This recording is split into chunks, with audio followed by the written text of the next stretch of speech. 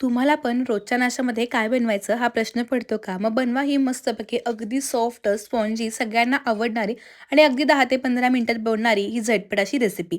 चला तर रेसिपीला लगेचच सुरुवात करूया. त्यासाठी इथं बघा मी 1 वाटी इतका रवा घेतला होता. हा रवा तुम्ही बारीक किंवा जाड कसाही घेऊ शकता. आता इथं 1 वाटीच्या प्रमाणात मी रवा घेतलेला आहे. गॅसवरती बघा एक पॅन ठेवला. पॅनमध्ये मी 2 छोटे चमचे इतकं तेल घालते. 1 वाटी रव्यासाठी इथे मी 2 चमचे इतकं तेल घेतले. तेल चांगलं गरम करून घ्यायचं. त्यामध्ये मग एक मोठा चमचा मोहरी घातली. मोहरी सगळे चांगले तडतडले, की त्यामध्ये अर्धा चमचा जिरे, 1 चमचा हरभरा डाळ, 1 चमचा उडीद डाळ घातली. तेलावरती बघा आता ही डाळ 2 मिनिटं सगळी चांगली परतवून घ्यायची. त्यामुळे डाळ ना ती अगदी मस्त क्रिस्पी होते. कढीपत्त्याची 10 ते 12 पानं आणि त्यानंतर बारीक चिरून घेतलेली 2 ते 3 हिरव्या मिरच्या घातल्या. आता हे पुन्हा बघा तेलावरती सगळं चांगलं परतवून घ्यायचं.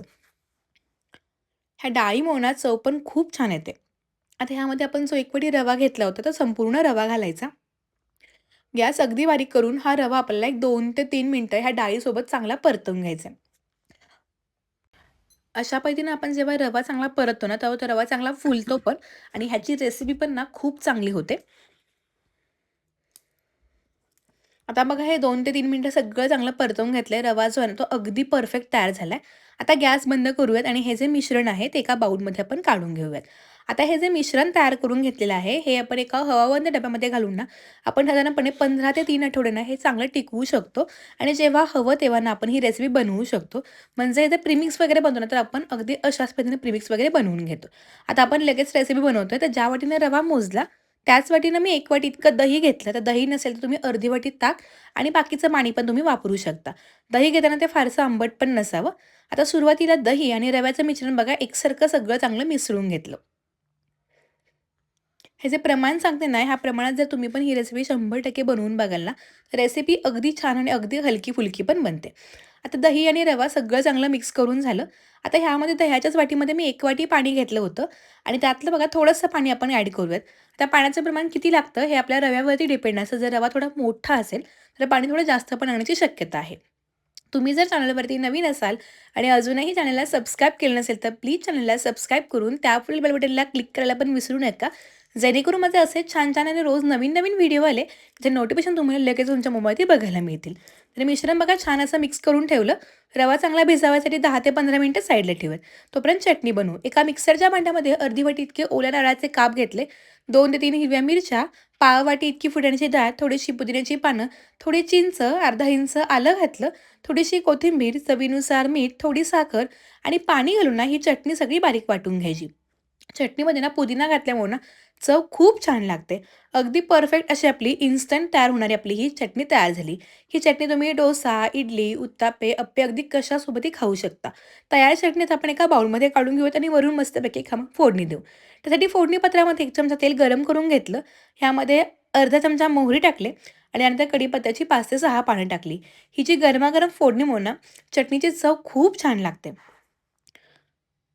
अगदी परफेक्ट अशी आपली ही चटणी तयार झाली. तुम्हाला चटणी कशी घट्ट किंवा कशी पातळ हवी ह्यावर तुम्ही चटणी थोडीशी पातळ किंवा घट्ट पण करू शकता. तयार चटणी झाली तोपर्यंत 10 ते 15 मिनिटं पण झाली होती. आपण जे बॅटर रेस्ट करायला ठेवलं ते तर चेक करूया. तुम्ही पाहू शकता रव्याने जे पाणी ते बऱ्यापैकी ओढून घेतले आणि रवा पूर्ण कोरडा झालाय किंवा आधीपेक्षा मिश्रण थोडं घट्ट झालंय. आता पुन्हा थोडंसं पाणी घालून ना हे बॅटर थोडं सैलसर करून घेऊ. हे जे मिश्रण आहे ना, हे फार जास्त घट्ट किंवा फार जास्त पातळ नसावं. मध्यम कन्सिस्टन्सीमध्ये येईल ना, अशा पद्धतीने आपण हे मिश्रण बनवून घेतोय. तर अगदी परफेक्ट तयार झालंय आणि ह्यामध्ये आपण ज्या डाळी आणि मोहरी घातल्यात ना, ह्याची चव खूप छान लागते. जेव्हा आपण साऊथ इंडियन रेसिपी करतो ना, तेव्हा ते मोहरीचं प्रमाण ना खूप मस्त लागतं. तर आज आपण ना इन्स्टंट रवा इडली बनवतोय. त्यासाठी मी ते इडली पात्रातली काही भांडी घेतली. त्याला थोडंसं तेल लावून घ्यायचं, ज्यामुळे आपली इडली जी ती अजिबात खाली चिकटत नाही. आता ह्यामध्ये आपण चवीनुसार मीठ आणि अर्धा चमचा इतका खायचा सोडा घातला. पटापट हे मिश्रण बघा सगळं चांगलं मिक्स करून घ्यायचं. तुम्ही पाहू शकता आधीपेक्षा मिश्रण ना खूप जास्त हलकं-फुलकं आणि अगदी सॉफ्ट असं बनलंय. जेव्हा आपण खायचा सोडा घालतो ना, तेव्हा मात्र हे मिश्रण फार जास्त वेळ ठेवायचं नाही. अगदी पटापट आता आपण याच्या इडल्या बनवून घेणार आहोत. त्यासाठी बघा इडली पात्रामध्ये थोडं-थोडंसं पीठ घालून घ्यायचं.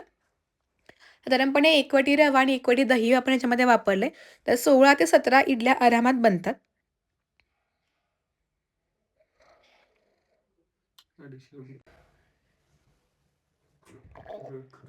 आता इडली पात्रामध्ये बघा पाणी गरम करायला ठेवलं होतं आणि त्यामध्ये आता आपण हे सगळे इडलीचे स्टँड्स ठेवून घ्यायचे. गॅस मध्यम करायचा आणि झाकण ठेवून आपण मध्यम गॅसच्या आचेवरती 10 ते 12 मिनिटामध्ये ही इडली जी आहे ती वाफवून घ्यायची. अगदी परफेक्ट कमी वेळामध्ये इडली जी आहे ती आपली वाफवून तयार होते. कोणतेही डाळ तांदूळ भिजत घालावे लागत नाहीत. अगदी सॉफ्ट, स्पॉन्जी आणि तितकीच चवदार अशी मस्तपैकी इडली तयार होते. तुम्ही पाहू शकताय मस्तपैकी अशी ही रवा मसाला इडली तयार होते.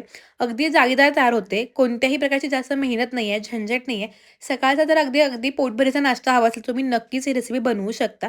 तुम्हाला जर माझी आजची ही रवा इडलीची रेसिपी आवडली असेल, तर व्हिडिओला लाईक करून चॅनलला सबस्क्राईब करायला विसरू नका.